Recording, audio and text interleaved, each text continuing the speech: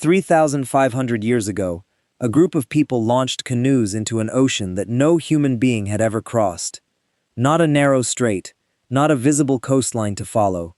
Open water, hundreds of kilometers of it in every direction, with no GPS, no compass, no written chart, and no certainty of finding land on the other side.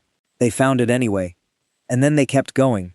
Island after island, voyage after voyage, pushing further into the largest ocean on Earth, until they had populated a triangle of water covering a third of the planet's surface, from Hawaii in the north, to New Zealand in the south, to Easter Island in the east.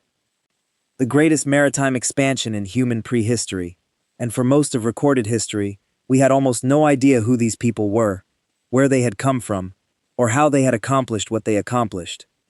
The pottery helped.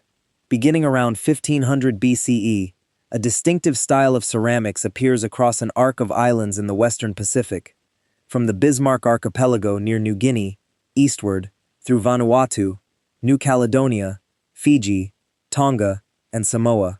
The pottery is decorated with geometric patterns, applied with a dentate stamp, a characteristic technique that produces the complex interlocking designs that make these objects immediately recognizable. The culture that produced this pottery is called the Lapita, named after a site in New Caledonia where the first examples were systematically excavated in the 1950s. The Lapita were the founders of the Polynesian world. Their descendants, over the following 2,000 years, would complete the settlement of the Pacific, reaching the most remote islands on Earth through a navigational tradition of astonishing sophistication. And the DNA of those descendants, analyzed and reanalyzed across the first 2 decades of the 21st century, has revealed a story about where the Lapita came from and what happened to them that is more complicated and more human than anyone predicted. The question of Lapita origins divided archaeologists for decades. The pottery was unmistakably new in the archaeological record of the Pacific, appearing without clear local precursors in the island chains where it was found. This suggested that the Lapita were not indigenous to the Western Pacific, but had arrived from somewhere else, bringing their pottery tradition with them. The obvious candidate homeland was Asia, specifically the island chains of Southeast Asia, from Taiwan southward through the Philippines and Indonesia. The linguistic evidence strongly supported an Asian origin. The Austronesian language family, one of the largest in the world with over 1,000 member languages spoken from Madagascar to Easter Island and from Taiwan to New Zealand, has its deepest roots in Taiwan. The reconstruction of Proto-Austronesian, the ancestral language from which all Austronesian languages descend, points to Taiwan as the origin point, and the pattern of Austronesian language diversification follows a southward and eastward path through the Philippines, Indonesia, and the Pacific that matches a migration route from Taiwan. The Lapita pottery and the Lapita people almost certainly spoke an early Austronesian language, making them linguistic relatives of the people of Taiwan, the Philippines, and the Indonesian archipelago. But the geographic range of the Lapita expansion raised a question that the linguistic evidence alone could not fully answer. The Bismarck Archipelago and the Solomon Islands, where the Lapita first appear in the archaeological record, were not empty. They were already inhabited by populations whose ancestors had been there for over 30,000 years, descendants of the original human settlement of New Guinea and the Near Pacific. These ancient populations, sometimes called Papuans in the genetic literature, had a genetic profile dramatically different from the Austronesian-speaking populations of Southeast Asia. What happened when the Lapita arrived in their territory? Did they mix? Did they displace? Did they pass through without interaction? The ancient DNA has now answered this question with a precision that the archaeology alone could never have achieved. The critical genomic studies of Lapita origins were published in a series of papers beginning in 2016 and continuing through the early 2020s, with particularly important contributions from a team led by David Reich at Harvard, working with ancient skeletal material from Lapita period sites across the Western Pacific. The key finding that emerged from this research was both clear and unexpected. The earliest Lapita individuals, those buried at sites in Tonga and Vanuatu, dated to the first centuries of Lapita expansion, showed a genetic profile that was almost entirely derived from East Asian and Taiwanese-related populations. The Papuan ancestry that is characteristic of modern Melanesian populations the deep indigenous genetic signature of the people who had been in the near Pacific for 30,000 years before the Lapita arrived, was essentially absent from the earliest Lapita genomes. This was surprising. The Lapita traveled through regions that were densely populated by Papuan ancestry individuals. They established settlements in the Bismarck Archipelago, which is geographically right next to New Guinea and the islands of the near Pacific. The assumption had been that some degree of mixing would have occurred during this passage, that the Lapita would show some Papuan ancestry in their genomes, even if Taiwanese-related ancestry was dominant. But the earliest Lapita individuals looked, genetically, as if they had sailed directly from Taiwan to Tonga without stopping. Their genomes were the genomes of East Asian ancestry people, with virtually no Papuan admixture. Whatever contact they had with the existing populations of the near Pacific during their passage, it was contact that left almost no biological trace in the founding Lapita population that pushed furthest east. This finding does not mean that the Lapita had no contact with Papuan populations. It means something more specific and more interesting. The founding population that carried the Lapita cultural package furthest east into the Pacific, the people who would become the direct ancestors of the Polynesians, maintained an extraordinary degree of genetic purity from their Taiwanese source population during the initial expansion. They were, in some meaningful sense, a people in motion, a population that was moving so fast and maintaining such strong cultural coherence that the normal processes of admixture with neighboring populations that had been in place for millennia did not significantly affect their founding gene pool during the critical period of Pacific colonization. This changed later. The people of Melanesia today, those of Vanuatu, New Caledonia, Fiji, and the Solomon Islands, show much higher proportions of Papuan ancestry than the earliest Lapita individuals from the same regions. Over the centuries and millennia following the initial Lapita expansion, the admixture with Papuan populations that did not happen during the initial push did happen in the settled communities that remained in the Western Pacific. The people who stayed mixed. The people who kept moving did not, or did so to a much lesser degree. And the people who kept moving the longest, the remote Polynesians of Hawaii, New Zealand, and Easter Island, are the ones who today show the lowest proportions of Papuan ancestry and the highest proportions of East Asian-related Taiwanese ancestry. They are the descendants of the founding Lapita population most directly, carrying forward the genetic heritage of the original migration with the least admixture from the Papuan populations their ancestors had sailed past.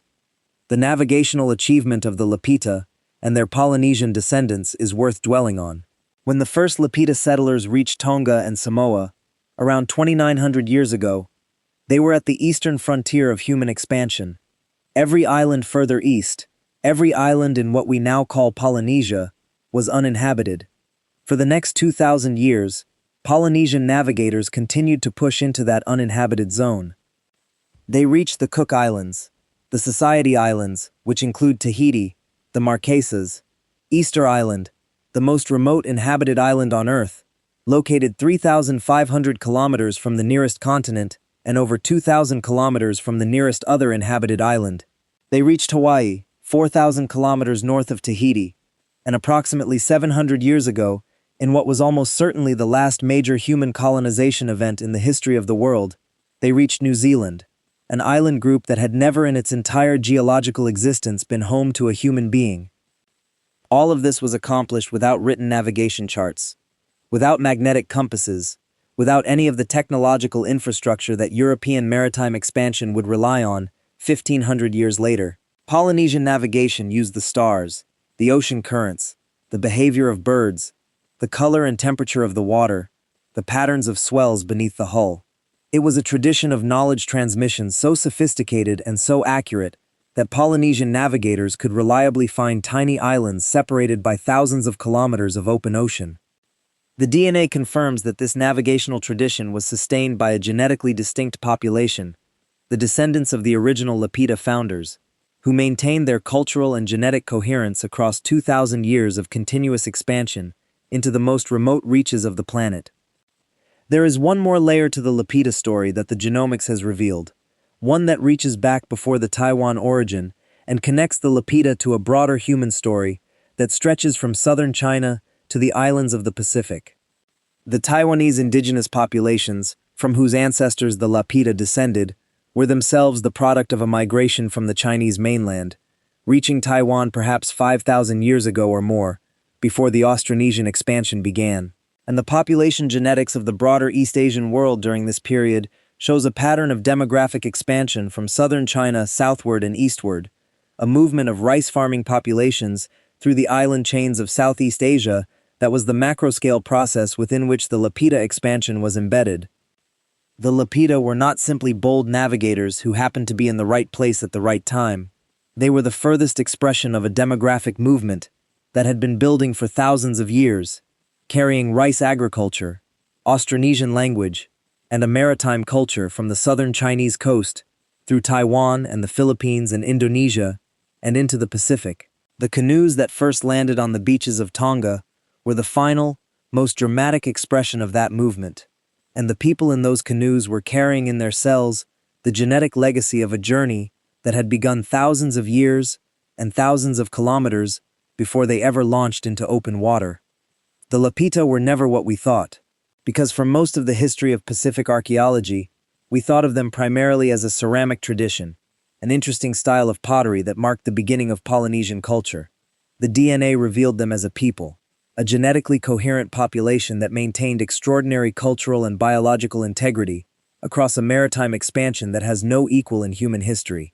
A population that moved so fast and so far that the normal genetic processes of admixture and integration barely had time to operate before they had already reached the next island, the next horizon, the next open stretch of water with nothing beyond it that anyone had ever seen.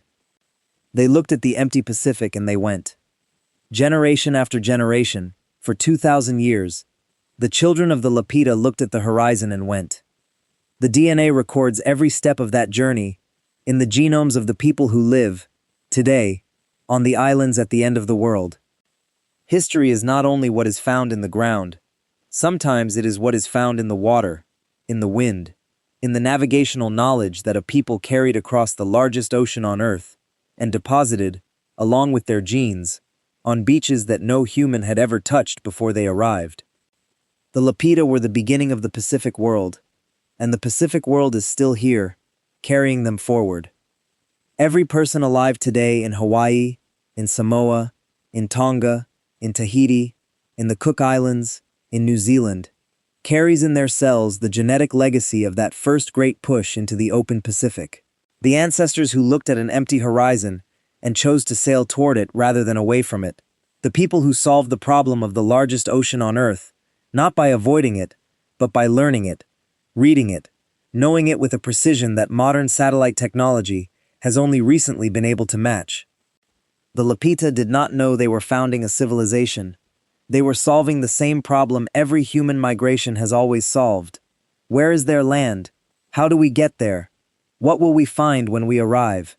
The answers they found were islands beyond counting, a world no one else had reached, and a tradition of movement and knowledge that would carry their descendants to the last uninhabited places on Earth. That tradition is in the genome. That tradition is in the stars they navigated by. That tradition is still being practiced, in revived and living form, by the descendants of the Lapita who sailed traditional vessels across the same Pacific their ancestors crossed. The ocean that seemed to end the world turned out to be the road through it, and the people who discovered that are still here, 3,500 years later, still moving across the water.